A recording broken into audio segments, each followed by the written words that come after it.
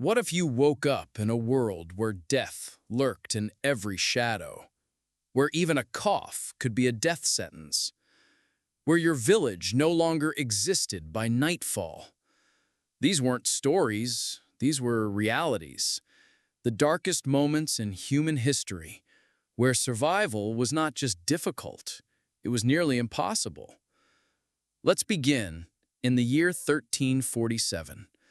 A merchant ship docks in the Sicilian port of Messina. On board are not just sailors, but rats.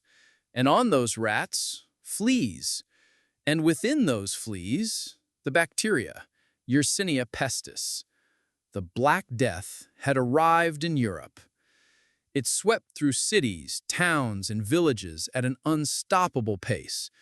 In just 4 years, an estimated 25 to 50 million people died, almost a third of Europe's population. Imagine this. You wake up one morning and your neighbors are dead. By evening, your family begins to cough.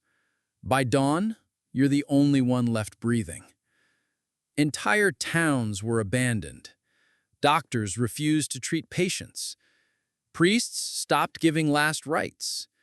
People blamed Jews, beggars, even cats, desperate for a reason behind the horror. Fear ruled the land, and death was its companion. But this wasn't even the beginning of Europe's torment. Decades earlier, between 1315 and 1317, a relentless period of rain drowned crops, rotted grain stores, and ruined harvests. This was the Great Famine. In just 2 years, millions faced slow starvation. Parents abandoned their children. Infants were left on church steps. People resorted to eating roots, bark, and even corpses. In some regions, stories of cannibalism were whispered in terror. Some true, others desperate exaggerations. Society frayed. And by the time the Black Death arrived, people were already broken, physically, emotionally, spiritually. But these horrors weren't isolated to Europe. Let's go back further, to the 13th century, to the rise of one of the most terrifying forces in human history, the Mongol Empire. Under Genghis Khan and his descendants, the Mongols built the largest contiguous land empire ever, and they did it through terror. They didn't simply conquer, they annihilated.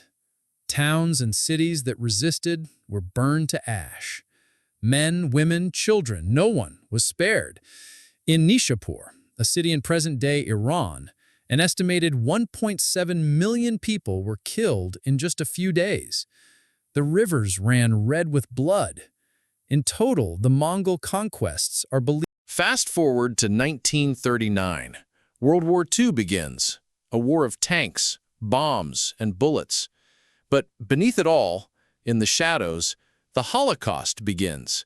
Systematic extermination, gas chambers, forced labor camps, medical experiments on children.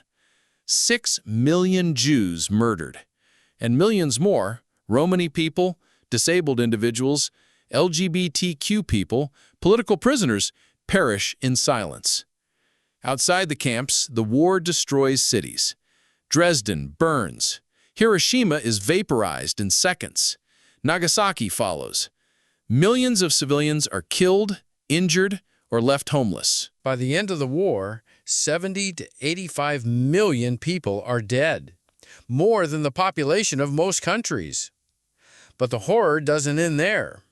In China, just a decade later, from 1959 to 1961, comes the Great Famine. It is the deadliest famine in human history, caused by a combination of drought, poor policies under the Great Leap Forward, and political denial. An estimated 30 to 45 million people die. Villagers eat dirt, tree bark, insects.